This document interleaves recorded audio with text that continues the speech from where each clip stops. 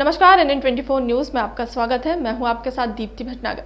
विकास दुबे जो अब इस दुनिया में नहीं है, लेकिन उसकी दहशत अभी भी लोगों की जुबानी सुनी जा रही है, जिसकी बात करते ही सिर्फ बकरू गांव ही नहीं बल्कि राजनीति अखाड़े से लेकर बिजनेसमैन तक खौफ खा जाते हैं।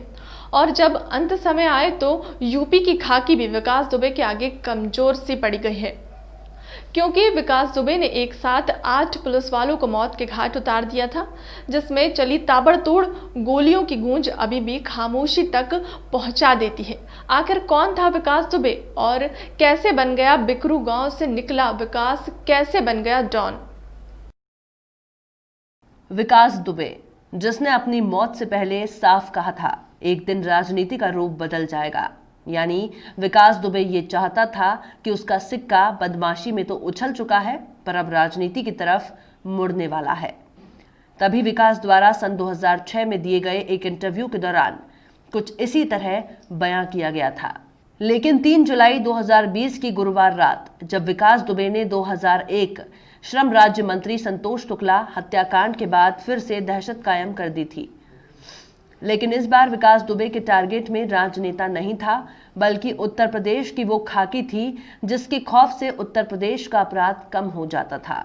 उस खाकी के एक सीओ, 2 एसओ समेत 4 सिपाहियों को मौत के घाट उतार दिया था, जिसकी दहशत कुछ इस तरह थी। पूरा घटनाक्रम इस तरह से है। उस दिन जिस दिन घटना हुई है उस दिन सबसे पहले मुझे एसओ चौबेपुर द्वारा फ़ोन से सूचना दी गई थी कि एक दबिश में चलना है। तो हम लोग जो है दबिश के लिए यहाँ से अपने थाने से करीबन 12:30 बजे के टाइम पे निकल गए थे और निकलने के बाद में वहाँ तकरीबन जो है हम लोग 1 बजे पहुँचे हैं। जैसे ही पहुँचे हैं तो पहले तो हम लोगों ने गाड़ियों को अपनी गाड़ियों को जो है वहीं नज़दीक वहाँ से करीबन 150-200 मीटर जो है पार्क कर दिया था। तो पार्क करने के बाद में वहाँ से हम लोग पैदल गए हैं। जी ही हम लोग पैदल पहुँचे तो रास्ते में उसने एक जेसीबी लगा के रखी थी पहले से। वो जेसीबी लगा कर रखी तो वहाँ से हम लोग जो है एक करके जैसे ही उसके घर के नज़दीक पहुँचे हैं तभी अचानक क्या हुआ, हमारे ऊपर जो है ताबड़तोड़ चारों तरफ से फायरिंग होने लगी। चूँकि अचानक होती हुई फायरिंग से हम लोग अपने आप को बचाने के लिए एकदम से जो है जगह जगह पे जो है आड़ लेने लगे और छिपने लगे। और जो ही हम लोगों ने अपने आप को थोड़ा सा सुरक्षित महसूस किया और फिर फायरिंग की, लेकिन क्योंकि टारगेट जो है हमें नज़र नहीं आ रहे थे, क्योंकि हम लोग नीचे की तरफ थे और वो लोग ऊपर की तरफ थे।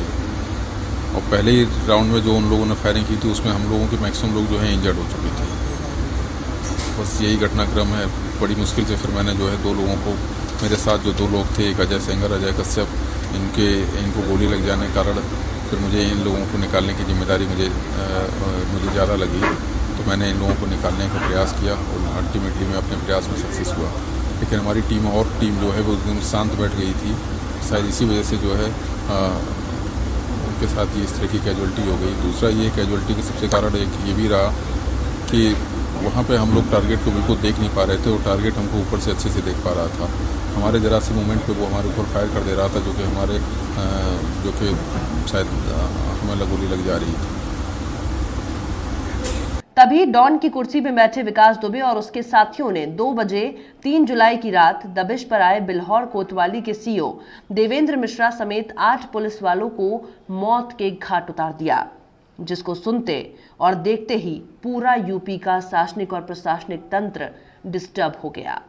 आनन फानन में यूपी के मुख्यमंत्री आदित्यनाथ योगी ने विकास खात्मे का ऐलान कर दिया, जिसकी पहली सफलता में आईजी कानपुर जोन मोहित अग्रवाल की अगुवाई में विकास के सबसे करीबी मामा और भतीजे को मार गिराया गया, तो दूसरी कड़ी में 2 साथियों को मुठभेड़ के दौरान गिरफ्तार किया गया और वारदात के 9 दिन बाद 2 और साथियों को फिर से मार गिराया। तो विकास दुबे ने मध्य प्रदेश के उज्जैन में महाकालेश्वर मंदिर में दर्शन करने के बाद अपने आप को सरेंडर कर दिया था, जिसे एमपी पुलिस भले ही गिरफ्तारी बता रही हो, पर विकास ने यह साबित कर दिया था, मैं ही हूं विकास दुबे, कानपुर वाला। तभी 10वें दिन विकास खात्मे की कसम खा चुकी यूपी पुलिस ने उस वक्त विकास दुबे को मार गिराया जब विकास दुबे को एमपी से यूपी की सरहद में लाया जा रहा था, जिसके दौरान कानपुर की धरती पर आते ही भौंती के पास पुलिस की वही गाड़ी दुर्घटनाग्रस्त हो गई जिसमें विकास दुबे बैठा था।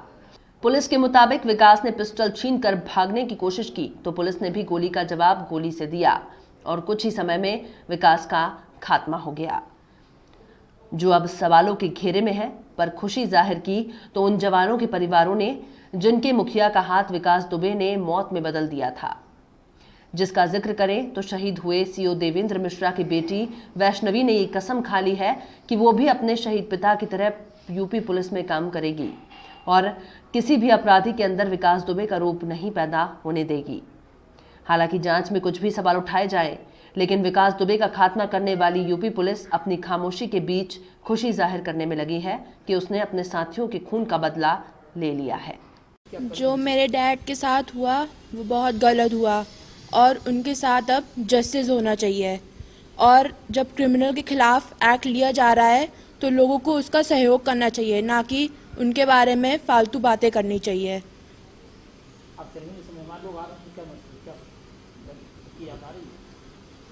मुझे उनका खोने का बहुत ही गम है, क्योंकि मेरे डैडी मेरे लिए सब कुछ थे और आज मेरा सब कुछ खो गया।